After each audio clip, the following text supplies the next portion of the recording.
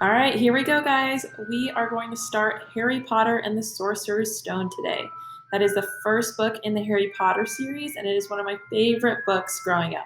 So, the first time I read this book, I actually was in second grade, and I was thinking about it. That was 17 years ago. So, it's been a really long time since I've read the book. That means I'll be able to react to parts the same way you are because I don't remember all the small details. And I'm really excited for that. This is a chapter book, so it has almost no pictures or illustrations in it. And to help you guys out, I'm thinking as I'm reading, when I go back to edit, I might add some pictures so you can just have an idea of like what it could look like. I think one of the powers of books is that you can imagine things and come up with it yourselves, but I know it could be hard just like watch lots of tiny little words on the screen. So I'll just put pictures here and there, mostly probably from the movie, to just give you an idea of what they might look like or what the scene might have been like. So, my original plan was for us to read a chapter a day. The book has 17 chapters, but I went ahead and read the first chapter to see how long it would take, and it actually did take longer than I thought, mainly because the words are pretty small and there aren't pictures, so it just takes longer than some of the other books that we've been reading. So I think I'm actually going to do half a chapter a day. So today we are going to read the first half of this chapter, The Boy Who Lived. Mr. and Mrs. Dursley of number 4 Privet Drive were proud to say that they were perfectly normal. Thank you very much. They were the last people you'd expect to be involved in anything strange or mysterious, because they just didn't hold with such nonsense. Mr. Dursley was the director of a firm called Grunnings, which made drills. He was a big, beefy man with hardly any neck, although he did have a very large mustache. Mrs. Dursley was thin and blonde and had nearly twice the usual amount of neck, which came in very useful as she spent so much of her time craning over garden fences, spying on the neighbors. The Dursleys had a small son called Dudley, and in their opinion, there was no finer boy anywhere. The Dursleys had everything they wanted, but they also had a secret, and their greatest fear was that somebody would discover it. They didn't think they could bear it if anyone found out about the Potters. Mrs. Potter was Mrs. Dursley's sister, but they hadn't met for several years. In fact, Mrs. Dursley pretended she didn't have a sister because her sister and her good-for-nothing husband were as un-Dursleyish as it was possible to be. The Dursleys shuddered to think what the neighbors would say if the Potters arrived in the street.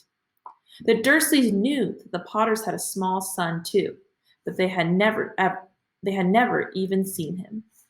This boy was another good reason for keeping the Potters away. They didn't want Dudley mixing with a child like that. When Mr. and Mrs. Dursley woke up on the dull gray Tuesday our story starts, there was nothing about the cloudy sky outside to suggest that strange and mysterious things would soon be happening all over the country. Mr. Dursley hummed as he picked out his most boring tie for work, and Mrs. Dursley gossiped away happily as she wrestled a screaming Dudley into his high chair. None of them noticed a large tawny owl flutter past the window. At 8:30, Mr. Dursley picked up his briefcase, pecked Mrs. Dursley on the cheek, and tried to kiss Dudley goodbye, but missed, because Dudley was now having a tantrum and throwing his cereal at the walls. "Little tyke," chortled Mr. Dursley as he left the house. He got into his car and backed out of number 4's drive. It was on the corner of the street that he noticed the first sign of something peculiar. A cat reading a map. For a second, Mr. Dursley didn't realize what he had seen. Then he jerked his head around to look again. There was a tabby cat standing on the corner of Privet Drive. But there wasn't a map in sight. What could he have been thinking of? It must have been a trick of the light. Mr. Dursley blinked and stared at the cat. It stared back. As Mr. Dursley drove around the corner and up the road, he watched the cat in his mirror. It was now reading the sign that said Privet Drive. No, looking at the sign. Cats couldn't read maps or signs. Mr. Dursley gave himself a little shake and put the cat out of his mind. As he drove toward town, he thought of nothing except the large order of drills he was hoping to get that day. But on the edge of town, drills were driven out of his mind by something else. As he sat in the usual morning traffic jam, he couldn't help noticing that there seemed to be a lot of strangely dressed people about, people in cloaks. Mr. Dursley couldn't bear people who dressed in funny clothes, the get-ups you saw in young people. He supposed this was some stupid new fashion. He drummed his fingers on the steering wheel, and his eyes fell on a huddle of these weirdos standing quite close by. They were whispering excitedly together. Mr. Dursley was enraged to see that a couple of them weren't young at all. Why, that man had to be older than he was, and wearing an emerald green cloak.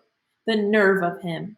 But then it struck Mr. Dursley that this was probably some silly stunt. These people were obviously collecting for something. Yes, that would be it. The traffic moved on, and a few minutes later, Mr. Dursley arrived in the Grunnings parking lot, his mind back on drills.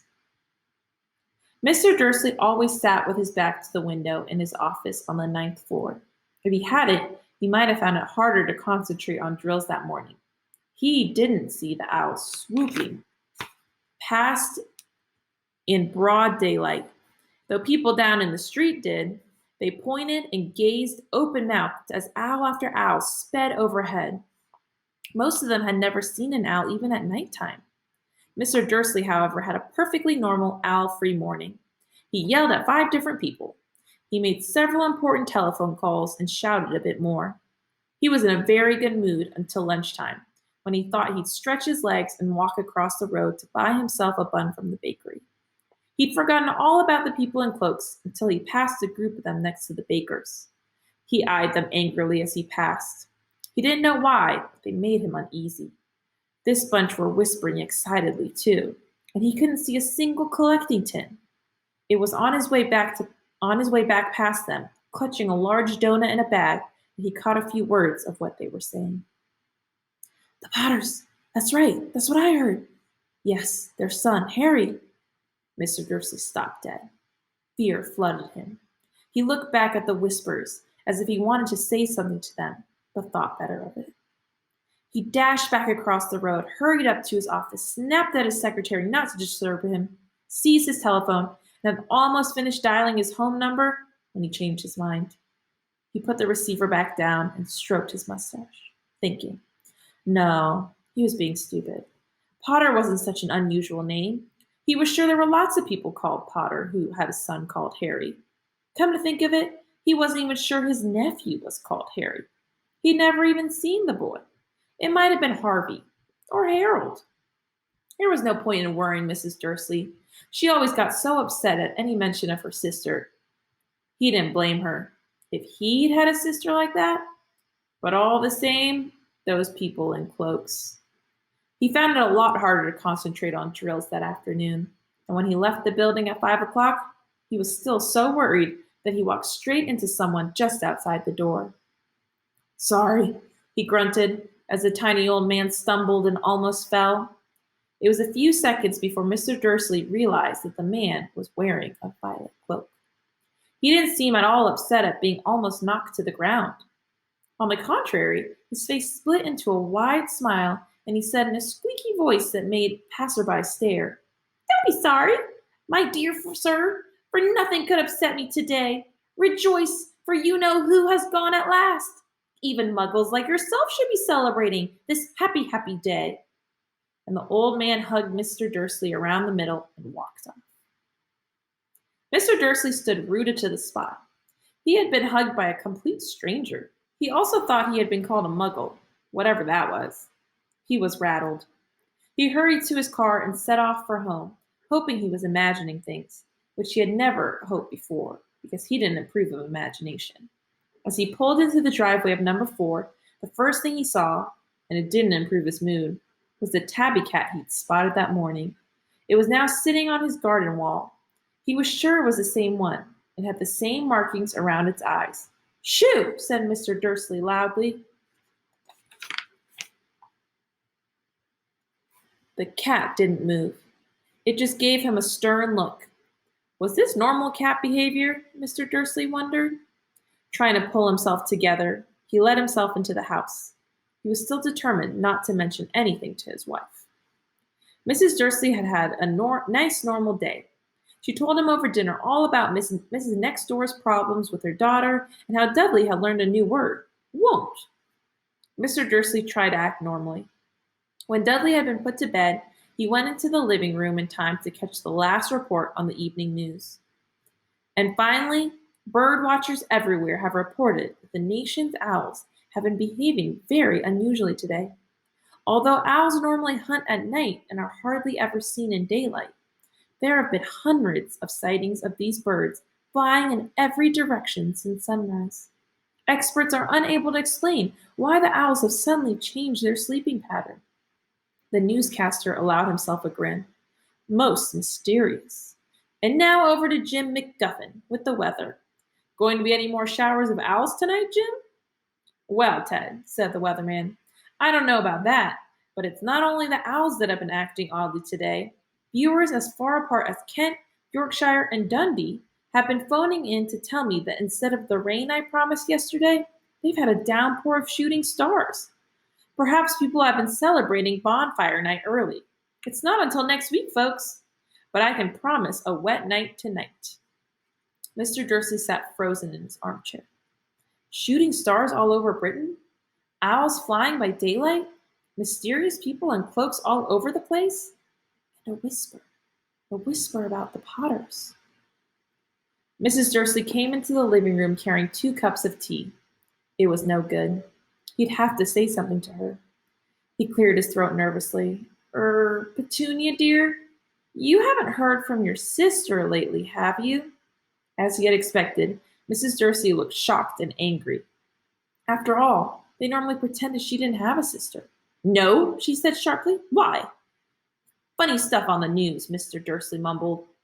Owls, shooting stars, and there were a lot of funny-looking people in town today. So, snapped Mrs. Dursley. Well, I just thought maybe it was something to do with, her crowd. Mrs. Dursley sipped her tea through pursed lips. Mr. Dursley wondered whether he dared tell her he'd heard the name Potter.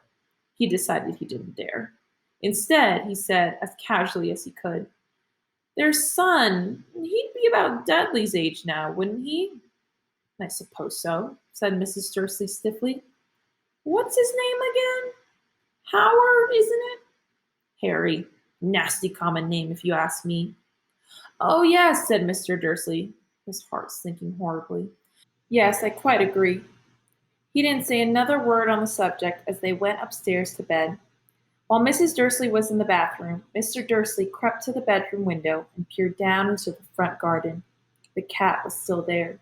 It was staring down Privet Drive as though it were waiting for something. Was he imagining things? Could all this have anything to do with the Potters? If it did, if it got out that they were related to a pair of, well, he didn't think he could bear it. The Dursleys got into bed. Mrs. Dursley fell asleep quickly, but Mr. Dursley lay awake, turning it all over in his mind. His last comforting thought before he fell asleep was that even if the Potters were involved, there was no reason for them to come near him and Mrs. Dursley. The Potters knew very well that he and Petunia thought about them. The Potters knew very well what he and Petunia thought about them and their kind. He couldn't see how he and Petunia could get mixed up in anything that might be going on. He yawned and turned over. It couldn't affect them. How very wrong he was. So I'm going to go ahead and stop it there because, as I mentioned, the chapter is pretty long, but I'll post the second half of the chapter tomorrow. In the meantime, I'd love to know your thoughts and predictions for what you think is going to happen, so you can comment that on this post.